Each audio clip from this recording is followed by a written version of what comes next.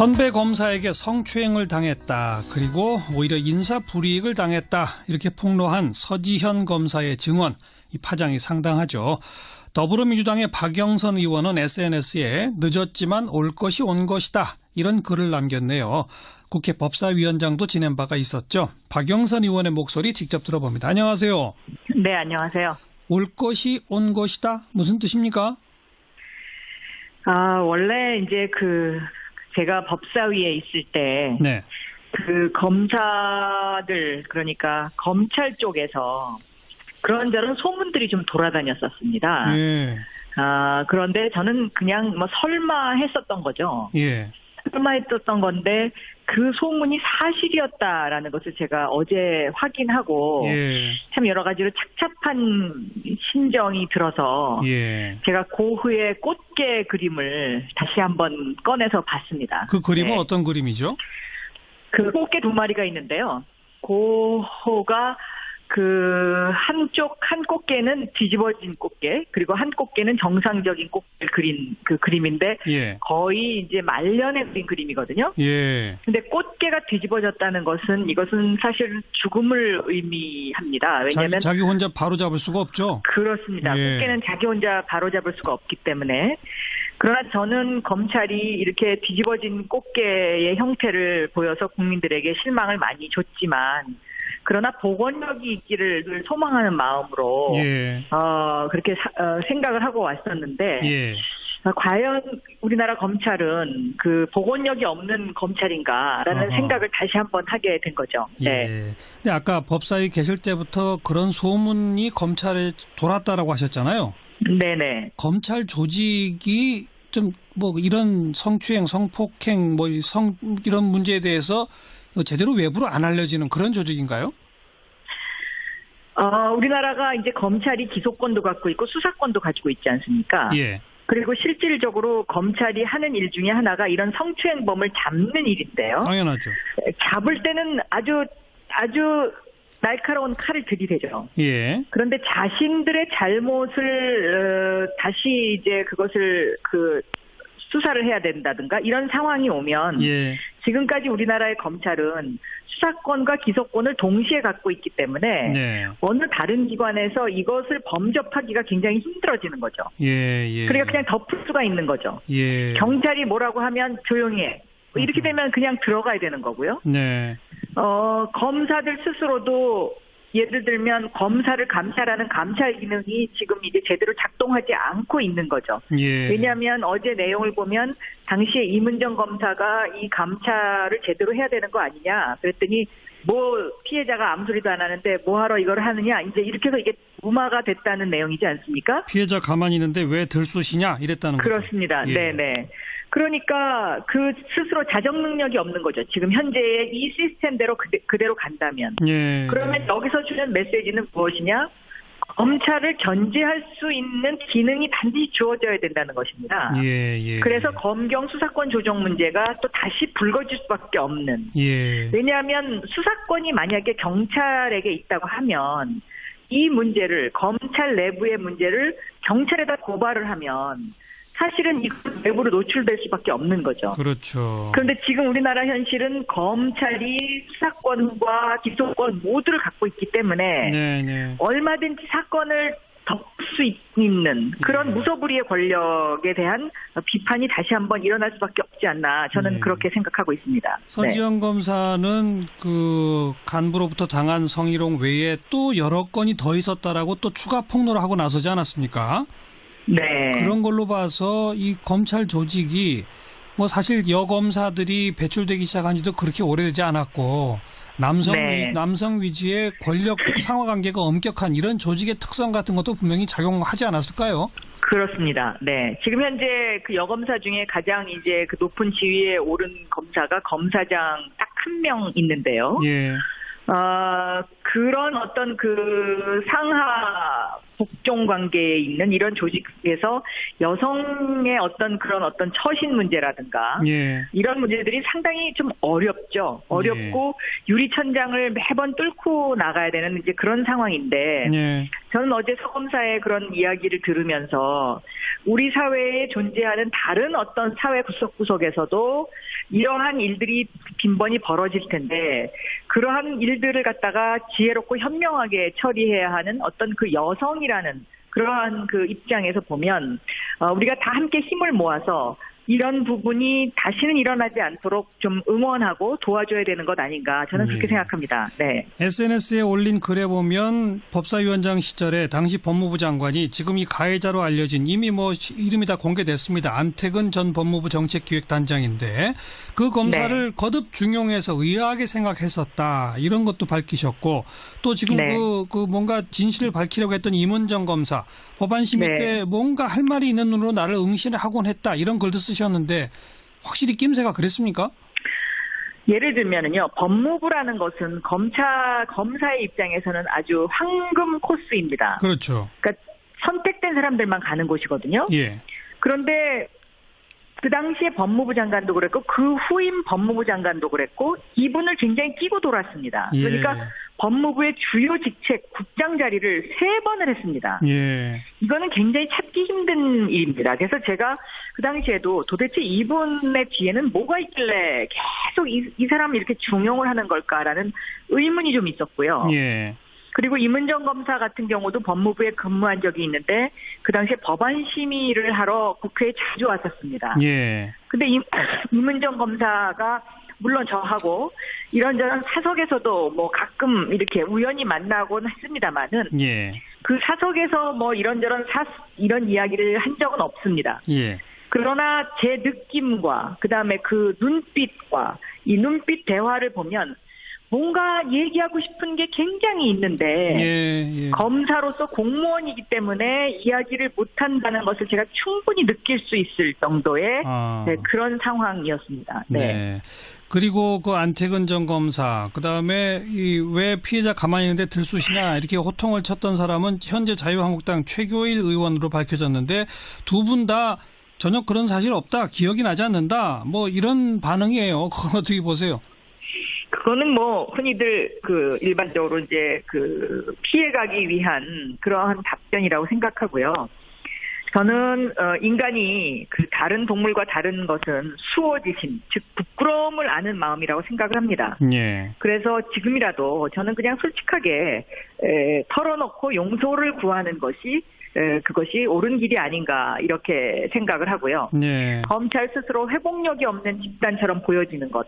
저는 이것이 또 국민적 굉장히 불행이다라고 생각합니다. 국가적 불행이고요. 예. 그렇기 때문에 검찰이라는 조직도 올바로 설 수 있도록 했으면 정말로 좋겠습니다. 네. 그런데 문무일 검찰총장도 철저히 조사해서 응물의 대가를 치르게 하겠다라고 했습니다만 실제 지금 뭐 이미 친고죄의 고소 기간을 넘었다. 그래서 처벌이 힘들다. 또 이미 그 검사도 아니기 때문에 감찰도 불가능하다. 이거 뭐 어떻게 되는 겁니까? 그런 법적인 문제가 있다고 생각합니다. 왜냐하면 이것이 제가 보기에는 7, 8년 전의 일일 테니까요. 예.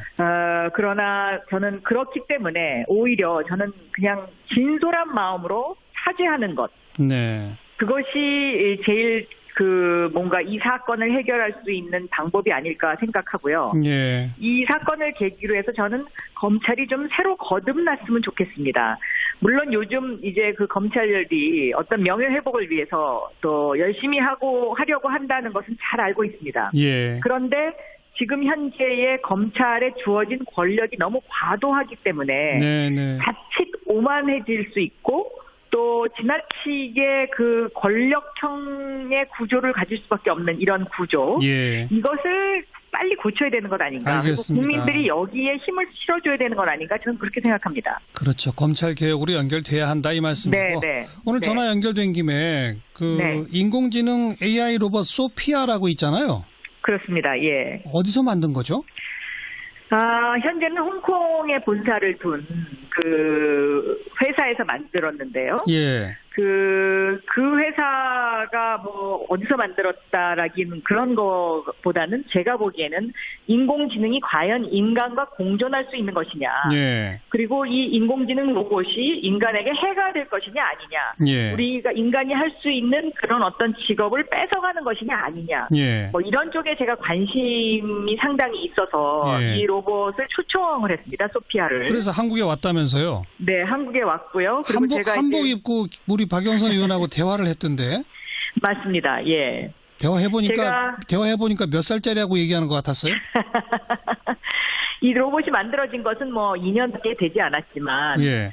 성인이라고 해야겠죠. 왜냐하면 이 로봇은 학습하는 대로 이야기하는 것이니까요. 예. 그래서 제가 지난해 7월 달에 로봇 기본법이라는 것을 발의를 했는데요. 예. 이 로봇 기본법의 핵심 어젠다가 전자적인 인격체로서의 예우를 해줄 것이냐 말 것이냐의 문제입니다. 네. 근데 이게 왜 중요하냐? 앞으로 자율주행차가 다니지 않습니까? 그러면 이 자율주행차가 사고를 냈을 경우에 이걸 어떻게 할 거냐? 예. 이런 것에 대한 법적 대비가 필요하거든요. 예. 그런데 만약에 전자인격체로 인정을 하게 되면 보험 가입이 가능해집니다. 그러니까 이 법 해석을 어떻게 하고 법의 규정을 어떻게 두느냐에 따라서 이 인공지능 로봇이 알겠어요. 산업에 미치는 영향이 굉장히 큰 거죠. 그건 좀 고민해야 할 주제고. 네네. 아무튼 대화할 만하시던가요? 대화는 할 만합니다. 그리고 그 대화를 통해서 예. 느끼는 것도 많습니다. 제가 네. 느낀 것은요. 우리가 로봇 하면은 뭔가 약간 무섭고 섬뜩하고 우리가 또 로봇한테 공격을 당하면 어떻게 될까 하는 그런 걱정이 있었습니다. 실제로 저도 그랬고요. 예. 그런데 오늘 대화를 해보고 나니까 만약에 로봇이 인간을 해친다면 그것 역시 인간이 인간을 해치는 거다. 왜냐하면 로봇은 인간의 명령에 따르는 그 명령에 의해서만 움직이는 것 아닙니까? 예. 자율적인 판단을 하기에는 아직 판단을 할 수가 없기 때문에. 알겠어요. 그래서 결국은 우리가 인간이 선한 마음으로 살아야 되지 않겠느냐 하는 생각하고요. 좋은 로봇 만들면 되는 거죠. 예. 그렇습니다. 알겠습니다. 그래서 우리가 이 4차 산업혁명 시대에 네. 그런 어떤 전진기지가 되기 위해서 서울에서 이 명예 시민권을 주는 방안, 소피아 로봇에게 예. 이런 어떤 그런 좀 진취적인 생각을 해볼 필요가 있다. 저는 그렇게 생각하고 있습니다. 네, 고맙습니다. 네, 감사합니다. 더불어민주당 박영선 의원이었어요. 생각을 하고 왔었는데 예. 과연 우리나라 검찰은 그 복원력이 없는 검찰인가라는 생각을 다시 한번 하게 된 거죠. 네. 예. 근데 아까 법사위 계실 때부터 그런 소문이 검찰에 돌았다라고 하셨잖아요. 네네. 검찰 조직이 좀 뭐 이런 성추행, 성폭행, 뭐 이런 문제에 대해서 제대로 외부로 안 알려지는 그런 조직인가요? 우리나라가 이제 검찰이 기소권도 갖고 있고 수사권도 가지고 있지 않습니까? 예. 그리고 실질적으로 검찰이 하는 일 중에 하나가 이런 성추행범을 잡는 일인데요. 당연하죠. 잡을 때는 아주 날카로운 칼을 들이대죠. 예. 그런데 자신들의 잘못을 다시 이제 그것을 수사를 해야 된다든가 이런 상황. 그러면 여기서 주는 메시지는 무엇이냐?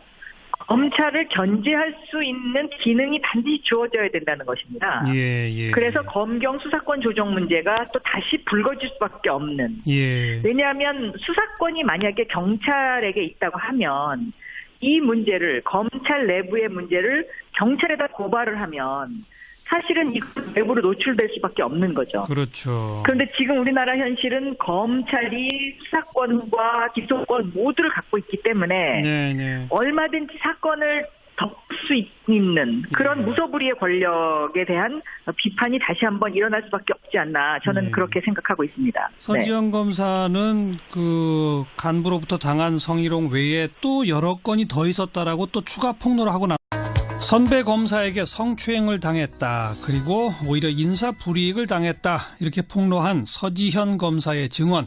이 파장이 상당하죠. 더불어민주당의 박영선 의원은 SNS에 늦었지만 올 것이 온 것이다. 이런 글을 남겼네요. 국회 법사위원장도 지낸 바가 있었죠. 박영선 의원의 목소리 직접 들어봅니다. 안녕하세요. 네, 안녕하세요. 올 것이 온 것이다. 무슨 뜻입니까? 원래 이제 제가 법사위에 있을 때, 네. 검사들, 그러니까 검찰 쪽에서 그런저런 소문들이 좀 돌아다녔었습니다. 예. 그런데 저는 그냥 뭐 설마 했었던 거죠. 예.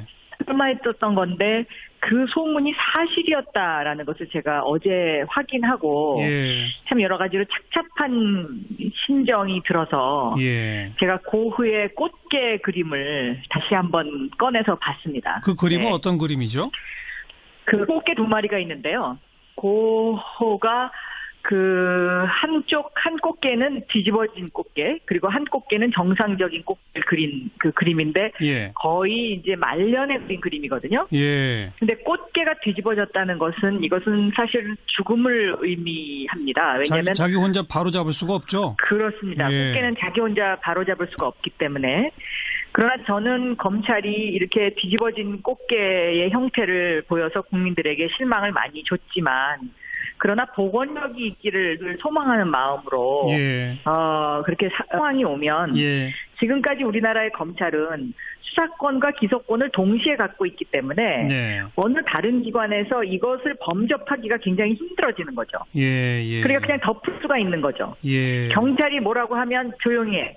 이렇게 되면 그냥 들어가야 되는 거고요. 네. 검사들 스스로도 예를 들면 검사를 감찰하는 감찰 기능이 지금 이제 제대로 작동하지 않고 있는 거죠. 예. 왜냐하면 어제 내용을 보면 당시에 이문정 검사가 이 감찰을 제대로 해야 되는 거 아니냐 그랬더니 뭐 피해자가 아무 소리도 안 하는데 뭐하러 이걸 하느냐 이제 이렇게 해서 이게 무마가 됐다는 내용이지 않습니까? 피해자 가만히 있는데 왜 들쑤시냐 이랬다는 거죠. 그렇습니다. 예. 네네. 그러니까 그 스스로 자정 능력이 없는 거죠. 지금 현재의 이 시스템대로 그대로 간다면. 예.